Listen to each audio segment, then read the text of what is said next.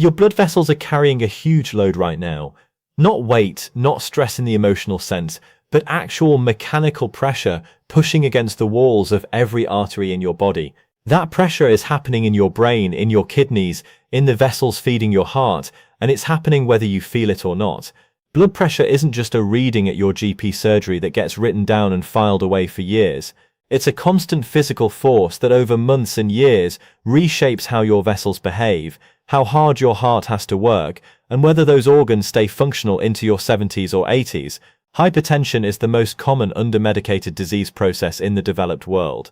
It doesn't announce itself with pain or fatigue until the damage is already done, usually in the form of a stroke, a heart attack or kidney failure, or vascular dementia. The problem is that for half a century, we've been told that the villain is salt. Cut your sodium and your pressure will drop, except that hasn't worked for most people. What we're now understanding is that sugar has been driving blood pressure up through a completely different route. One that doesn't involve water retention, but instead locks your kidneys and arteries into a high-pressure state hormonally. And most people have been treating the wrong mechanism. Hi, I'm Dr. Alex. I'm an emergency medicine doctor, and after nearly 10 years in the AANDE, I've seen what happens when preventable disease isn't prevented. And my goal now is to help people avoid it in the first place and live longer, healthier lives. For the next couple of minutes, before we talk about sugar and salt, we need to understand what creates blood pressure in the first place. Blood pressure is the product of three forces, and three forces only. The first one is cardiac output, which is how much blood your heart pushes out with each beat. The second one is blood volume, which is the total amount of fluid circulating in your system. The third one is vascular resistance, which is how relaxed or constricted your arteries are at any given moment. Now, if any one of those three goes up, your blood pressure rises. If all three go up together, your pressure can climb dangerously high. And the reason this matters is that your body has different ways of controlling each one. Cardiac output is controlled by heart rate and stroke volume, both of which respond to adrenaline and your autonomic nervous system. Blood volume is controlled by your kidneys, which decide how much sodium and water to hold on to or to excrete. Vascular resistance is controlled by the endothelium, the thin layer of cells lining every artery in your body, which produces nitric oxide to keep vessels relaxed and compliant. When nitric oxide production falls, vessels stiffen, resistance climbs, and pressure rises, even if your heart rate and blood volume haven't changed at all. What becomes clear when you see the system this way is that your blood pressure isn't just one problem, it's the downstream result of kidney signaling, of endothelial health, of autonomic tone, and arterial compliance all interacting at once.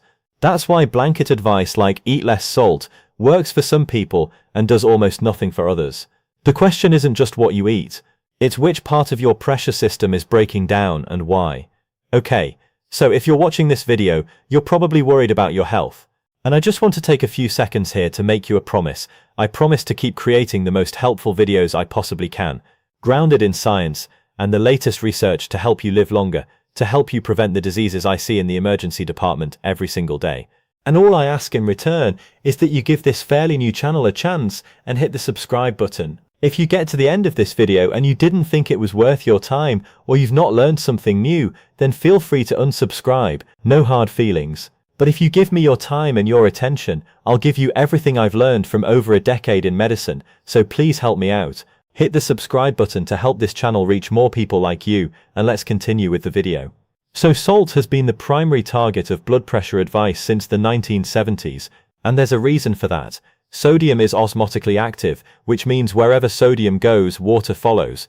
When you eat a meal high in salt, sodium gets absorbed into your bloodstream, and because your body wants to keep the concentration of sodium in your blood tightly controlled, it pulls water in from the surrounding tissues to dilute it. That increases your plasma volume temporarily. And more fluid in a closed circulatory system means higher pressure. It's basic fluid mechanics, not some complex hormonal cascade. The kidneys respond to that pressure rise by activating the renal angiotensin-aldosterone system, which is essentially your body's emergency pressure regulating network. When blood pressure climbs, the kidneys sense it and start excreting more sodium and water to bring the volume back down. When your pressure drops, the kidneys hold on to sodium to prevent the system from collapsing. This is a tightly controlled feedback loop, and in a healthy metabolic state, it works beautifully. You eat more salt one day, your kidneys clear it out, and your pressure stabilizes without any long-term change. The problem is that salt sensitivity exists on a spectrum. Some people, particularly those with impaired kidney function, reduced nitric oxide production, or certain genetic variants, experience dramatic blood pressure rises from sodium intake. Others can consume high amounts of salt and show almost no pressure response because their kidneys and their vessels are still flexible enough to handle the volume shifts. What we've learned from decades of population studies is that salt primarily modulates pressure through water retention and plasma volume expansion, not through metabolic damage or chronic inflammation. And that distinction matters because it means salt is a volume problem, not a disease driver in itself. So sugar operates through a completely different mechanism, and it's one that most people have never heard about. When you eat refined carbohydrates or sugar, your blood glucose rises and your pancreas releases insulin to shuttle that glucose into cells. That's the story most people know. What they don't know is that insulin doesn't just lower your blood sugar, it also signals to the kidneys to hold on to sodium, not because you've eaten more salt, but because insulin itself is a sodium-retaining hormone. The more insulin you produce, the more sodium your kidneys absorb, and the more water that gets pulled into your bloodstream as a result. This creates a pressure rise that has nothing to do with how much salt you've just eaten. You could be on a low-sodium diet, but if your insulin is chronically elevated because you're eating processed carbs all the time, your kidneys are being told hormonally to retain sodium throughout the day. That's the first pathway. The second is that chronic insulin elevation activates the sympathetic nervous system, which increases your heart rate. It boosts cardiac output and constricts peripheral blood vessels. More output means more resistance and higher pressure. Now, the third pathway involves fructose, which is metabolized almost entirely in the liver. When fructose is broken down, it generates uric acid as a byproduct. Elevated uric acid has been shown in multiple studies to impair endothelial function, meaning it reduces nitric oxide availability and prevents arteries from relaxing properly. It also increases renal sodium reabsorption directly independent of insulin. So fructose doesn't just raise blood sugar and insulin, it chemically alters how your kidneys handle sodium and how your blood vessels respond to pressure. Sugar is a dual-action driver of hypertension, working through both kidney signaling and arterial stiffness. And it does this whether or not you've touched a salt shaker. Now, the interaction between insulin and sodium is where the real trap lives.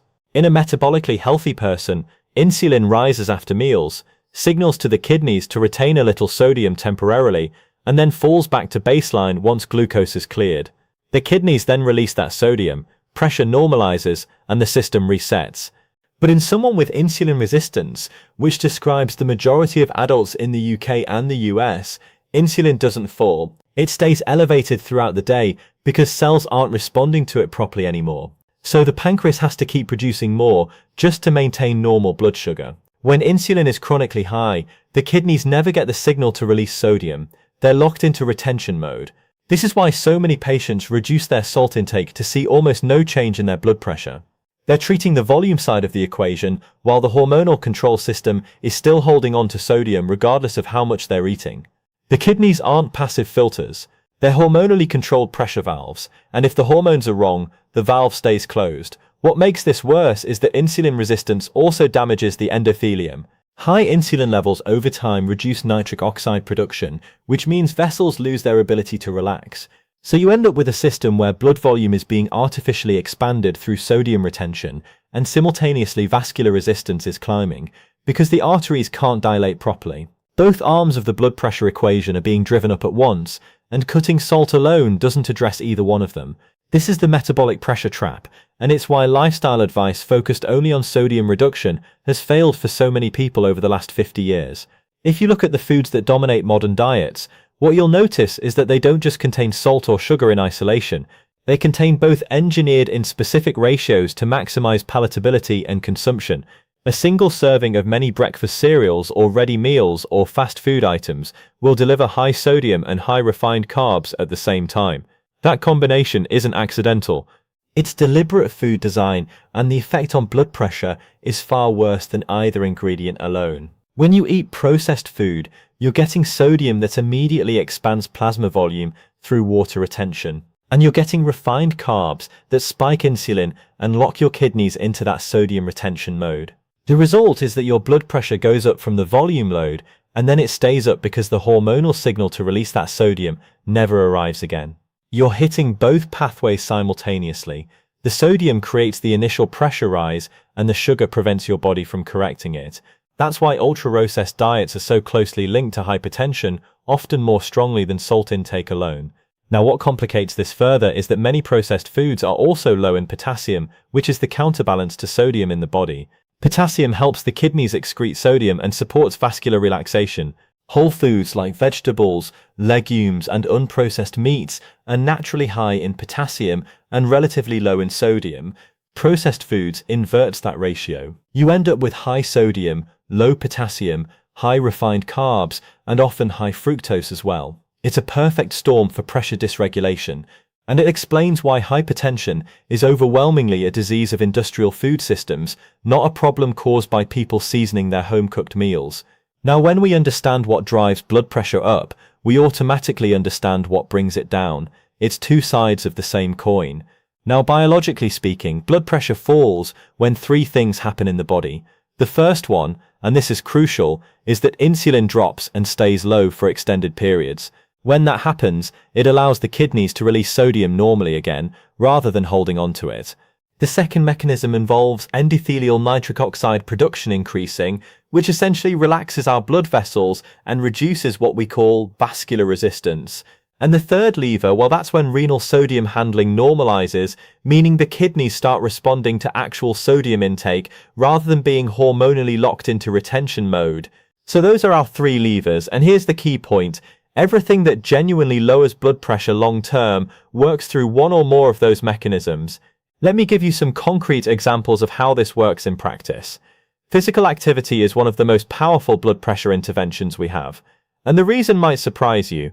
It's all about that nitric oxide. Again, when you exercise, particularly aerobic exercise, you create what's called a shear stress on your blood vessel walls. This stimulates endothelium. That's the inner lining of your blood vessels to produce more nitric oxide. Now, here's where it gets really interesting. That effect doesn't just stop when you finish exercising. It lasts for hours after the session ends, which is precisely why regular movement creates sustained pressure reduction. And notice that I'm not talking about burning calories here or even losing weight, although those certainly help. What I'm talking about is turning your endothelium into a more active drug factory for vascular relaxation. That's the real mechanism at play. Now, moving on to diet. So dietary fiber works through a completely different pathway, the insulin pathway that I mentioned earlier. What happens is that fiber slows glucose absorption, which flattens those post-meal blood sugar spikes that we all get. This in turn reduces the amount of insulin that your pancreas has to produce throughout the day. And remember what I said about insulin.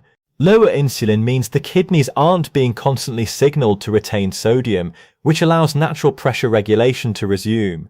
It's beautifully simple when you think about it. Then we have sleep, which affects your blood pressure through yet another mechanism, the autonomic nervous system. Poor sleep increases what we call sympathetic tone, which raises your heart rate and constricts your blood vessels. On the flip side, deep restorative sleep allows the parasympathetic nervous system to take over, which lowers your cardiac output and your vascular resistance at the same time. It's literally like switching from the accelerator to the brake. So here's the bottom line, and this is what I really want you to take away from this. Blood pressure reduction isn't about cutting one ingredient from your diet or taking one magic supplement. What we're really talking about is a systems-wide hormonal recalibration. It happens when you restore the biological conditions your cardiovascular system was actually designed to operate in. That's the real secret to lasting pressure control. In emergency medicine, we see blood pressure in its most dangerous forms: hypertensive crisis, strokes from uncontrolled pressure, heart failure driven by years of elevated afterload. What becomes obvious when you work on the front line is that medication controls pressure, but it doesn't reverse the disease. An ACE inhibitor reduces angiotensin signaling, which lowers vascular resistance and brings pressure down. A diuretic forces the kidneys to excrete sodium, which reduces blood volume. A calcium channel blocker relaxes arterial smooth muscle, which drops resistance mechanically. All of these types of medication work, and they save lives, but they don't fix why the pressure was high in the first place. What I've seen repeatedly is that blood pressure medications work best when the metabolic drivers are already improving. A patient who's losing visceral fat, eating whole foods, moving regularly, and sleeping properly will often need lower doses or fewer medications to achieve the same pressure targets. And that's because the medication is acting on a system that's already starting to regulate itself better hormonally. The kidneys are handling sodium more appropriately, the endothelium is producing more nitric oxide, and insulin isn't chronically locking the system into retention mode anymore. There's also a clear distinction between patients who respond well to salt restriction and those who don't. Young, lean patients with primary hypertension often see significant pressure drops when they reduce their sodium intake because their kidneys and vessels are still flexible enough to adjust. Older patients with insulin resistance with obesity or metabolic syndrome rarely see meaningful change from salt restriction alone because their pressure is being driven hormonally, not just mechanically. That doesn't mean that salt doesn't matter to them. It means that salt isn't the primary driver, and treating it as if it is will lead to frustration and non-compliance. Now, clinically, the patients who reverse the hypertension are the ones who address the metabolic foundation, not the ones who obsess over seasoning. So where does this leave us? Well, the question originally was salt versus sugar, but the real answer is that they're not opposing forces. They're two different mechanisms acting on the same pressure system. And in modern diets, they almost always appear together. Salt raises blood pressure temporarily by expanding plasma volume. That's fluid mechanics. Sugar locks blood pressure chronically by elevating insulin, activating the sympathetic nervous system, impairing endothelial function, and preventing the kidneys from releasing sodium properly. That's hormonal control. The reason decades of salt-focused public health advice hasn't solved the hypertension crisis is that we've been treating the volume side of the equation while ignoring the hormonal side. You can't fix a hormonally locked system just by reducing sodium intake. The kidneys wouldn't release it anyway. What actually lowers blood pressure for good is restoring the hormonal environment that allows kidneys to regulate sodium properly, vessels to relax normally, and cardiac output to settle. That happens when insulin falls, when nitric oxide rises, and processed food is replaced with whole food. Processed food is the real villain here, because it weaponizes both sugar and salt simultaneously. It delivers sodium for the acute volume rise, and refined carbs for the chronic hormonal lock. And it does this in a low potassium, low fiber context that prevents your body from correcting the damage. Hypertension is not fundamentally a salt problem or a sugar problem. It's a processed food problem that breaks blood pressure regulation at multiple points in the system. And finally, just to end, please subscribe to the channel if you found this useful to help me reach more people like you.